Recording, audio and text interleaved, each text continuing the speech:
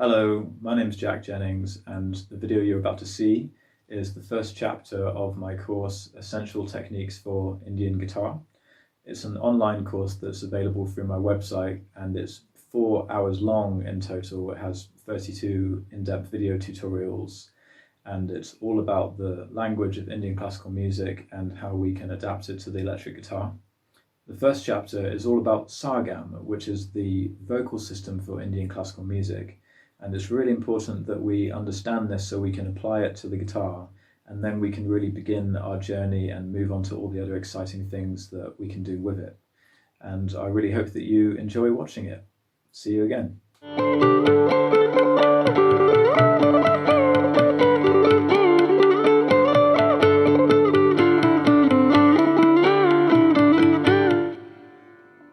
Hello, my name is Jack Jennings. Welcome to this course, Essential Techniques for Indian Guitar.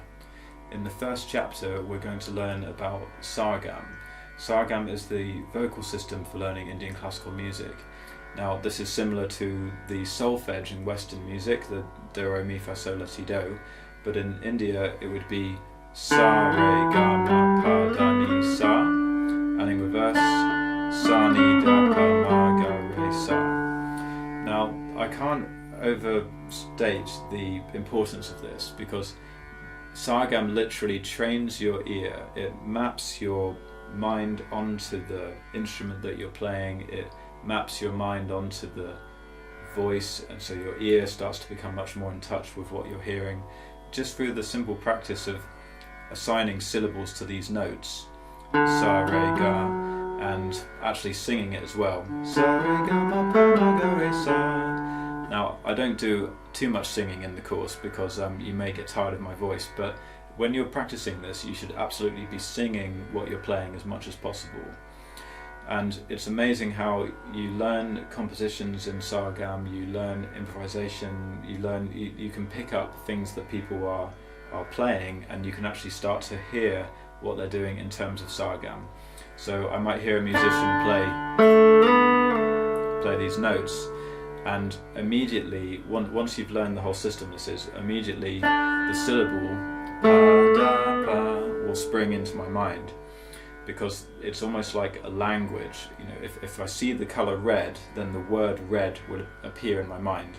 So if I hear these notes, then the syllable pa, da, pa will spring into my mind. So once you've really assimilated this, it's just fantastic for ear training, and you can memorize compositions in ways that would be difficult to memorize without that system. So it's roughly equivalent to the major scale, or it's close enough to the major scale in its basic form.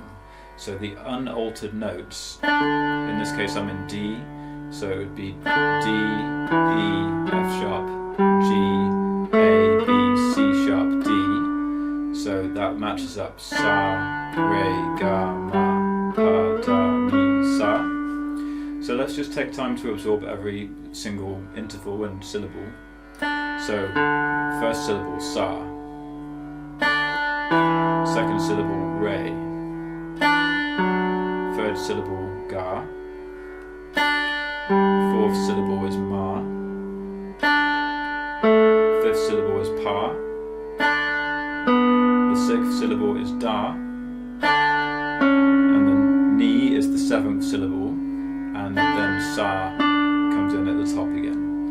And then we can do that in reverse. So sa, back to ni, the seventh syllable, da is the sixth, pa is the fifth, ma is the fourth, ga is the third, re is second, and back to sa, open again. And the sound that I'm getting with the Chakir strings, just playing D on both of those strings, and it's good to do that in between the phrases because this just keeps bringing you back to the tonal center. It keeps the tonal center in your mind, because all of these intervals, they only have that meaning because of their relationship to the tonal center, to sa. So sa is always present, and then this note becomes da because of its relationship to sa. You know, it becomes the sixth note because it's because it's starting from the sa in this position. If you change the sa to a different position, then this would no longer be a da, it would be a different note altogether. So it's all about the tonal centre and how the intervals are relating to that tonal centre.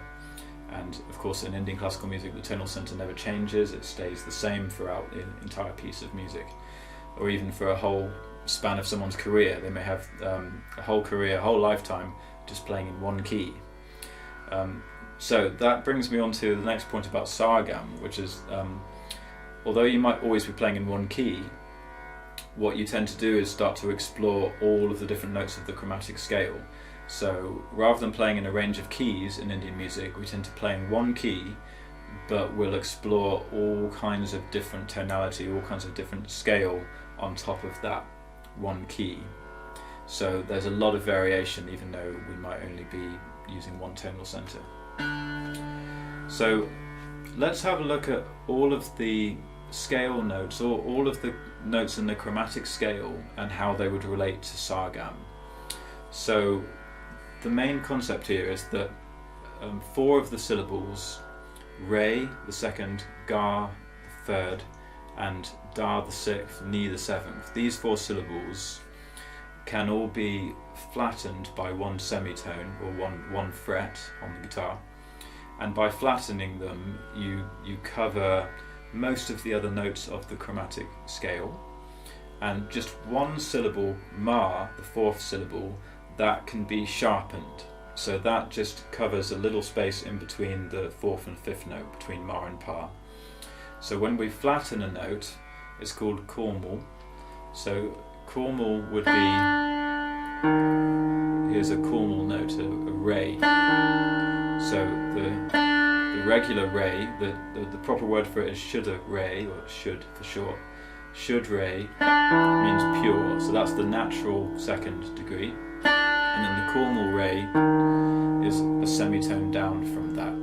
And if you were actually using these notes, the kormal notes, you wouldn't need to pronounce kormal every time you were saying it. You would just say sa, re, ga, re, sa, and you might even use combinations like sa, re, ga, re, using the shuddha re, the natural re, and then using the kormal re after that. So you would just pronounce it as re, but theoretically you know that this is a kormal re or a shuddha re. Now in the system of Indian music you do start to use microtones, especially if you're playing on an instrument like the sitar or a fretless instrument. These notes may be used as you may start to adjust them microtonally, and we can't really do that on the guitar, so there's a limit to how far we can go. There's particular rags which have very specific use of microtones that aren't so appropriate to play on the guitar. But in my experience, there's lots of rags which do fit quite nicely onto the kind of temperament that we've got with the electric guitar. So that's enough for now. That's enough to take us deep into the music using this system. So going through all the notes there, we had the sa, which is never altered, that always stays the same. And then a kormal re, so this is an E flat note at fret 1. And then the natural re, so that's the 2nd fret, that's giving you an E natural. And then a kormal ga would be the 3rd fret, this is an F note, so kormal ga. And then we would have the shuddha ga, the natural 3rd at fret 4, so this is a F sharp note. And then we have the ma, so ma is a G note on fret 5 of the D string, so that's the shuddha ma, the natural 4th. And now we have the tivra ma, which is the sharpened 4th. So this is the only syllable that you sharpen. It has this territory of the 5th fret and the 6th fret on the D string. So shuddha ma and tivra ma. So this has a very kind of stirring sound. And at this point I would normally switch to the G string if I was actually playing, if I I was playing through a scale. But let's just carry on the D string, just so you can see it in an unbroken sense, moving along one string. So we had the Tivra Ma there. This is a G sharp note at fret 6, and then we have the Pa at fret 7. So this is an A in this case, and this note Pa is actually included within the drone, within the tempura drone. The tempura drone has a Sa, Pa, and then usually a higher Sa, and in this case I could put a high Pa on there as well. So just this combination of Sa and Pa always sounds very balanced, and it always just creates this kind of cradle for the other notes to go on top of. So Pa, there's no variation in Pa, you don't sharpen or flatten that, that's just as steadfast as Sa. Okay, the next note would be Kurmal Da. So this is a flattened sixth, and it's a B flat note up at fret 8. So there's the Kurmal Da, and then you'd have the Shud Da, the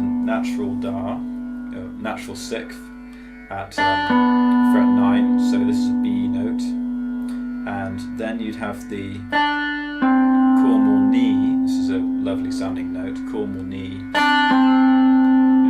It has some tension to it, not as much tension as the Kurmal Da. It's very poetic really, but it's got a lot of tension. But the Kurmal Ni, it's got this kind of yearning to it that you can hear it wanting to move into the Sa. Very, very moody kind of sound. So this is a C note, the Kurmal Ni at fret 10, and it's a flattened 7th. And then you have the Shuddha Ni, so this is the pure Ni, the natural 7th of the scale, and that's a C sharp. And this actually has a lot of tension because it's really just wanting to go up to the Sa. If I play it an octave higher, it's still got that tension, and you can hear it wanting to move into the Sa. Okay, so that's the chromatic sequence, every single note transposed into this sargam system. So it's really important to know this very well, and when you're playing scales you tend to just draw on maybe one of each of these syllables. A typical scale would have 7 notes, so you would have, for example, Sa, Re, Ga, Ma, Pa, Da, Ni, Sa, one of each syllable, and then you might start moving these syllables to create different scales, like. So that's how I flattened the Da and the Ni. So we had a Kurmal Da and a Kurmal Ni. That's a raag called Charukeshi. It's a South Indian raag. Sa, Re, Ga, Ma, Pa, Da, Ni, Sa. So that's just one of tons of examples. You can create all kinds of different combinations of notes.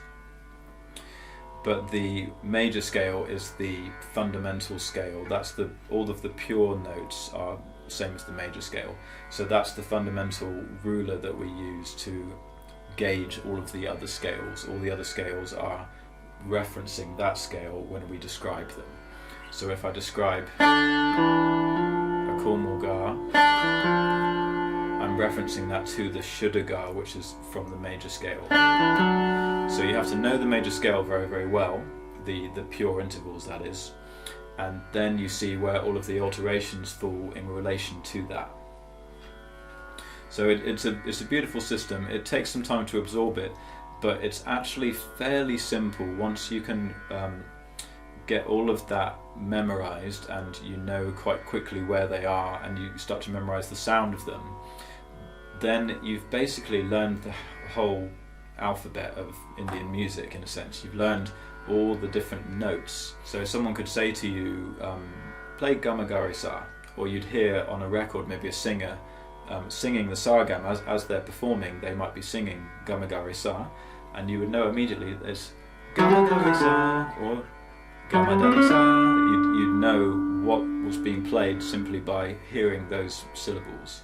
So it's a very powerful system once you've absorbed it and you're learning to have fun with it.